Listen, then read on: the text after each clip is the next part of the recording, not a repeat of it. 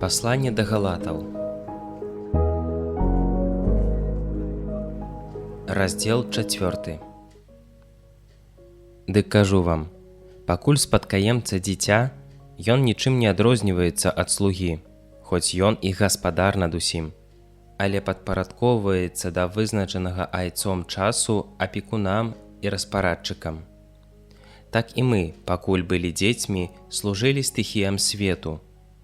Калі надышла паўната часу, паслаў Бог Сына Свайго, народжанага ад жанчыны, падпарадкаванага закону, каб адкупіць тых, хто падлягаў закону, каб мы атрымалі усынаўленне. А паколькі вы сыны, Бог паслаў у вашыя сэрцы Духа Сына Свайго, які усклікае: «Аба, Ойча!» Таму ты ўжо не слуга, а сын, а калі сын, то і спадкаемца Божы. Але тады, калі не ведалі вы Бога, вы служылі тым, якія па сутнасці не былі багамі. Цяпер жа, калі вы ўжо пазналі Бога і самі пазнаныя Богам, чаго вяртаецеся да бяссільных і марных стыхіяў, якім зноў хочаце служыць? Вы зважаеце на дні, месяцы, часы і гады. Баюся, ці не дарма я працаваў для вас? Браты, прашу вас, будьце такімі, як я, бо і я такі, як вы. Вы мяне нічым не пакрыўдзілі. Ведаеце, што першы раз я абвяшчаў вам Евангелие, калі быў хворы. У выпрабаванні вашым з прычыны маёй хваробы вы не адкінулі мяне, але прынялі як Божага анёла, як Езуса Хрыста. Дык дзе ж вашая радасць? Сведчу вам, што калі б было можна, вы вырвалі б свае вочы і аддалі мне. Ці ж я стаў для вас ворагам, кажучы вам праўду?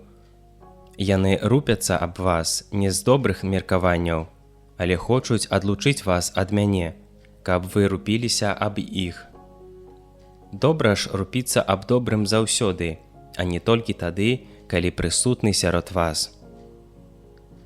Дзеці мае, я зноў нараджаю вас у пакутах, пакуль вобраз Хрыста не сфармуецца ў вас.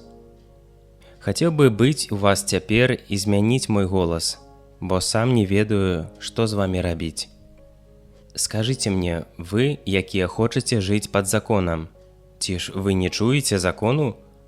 Напісана, што ў Абрагама было два сыны, адзін ад нявольніцы, другі ад свабоднай.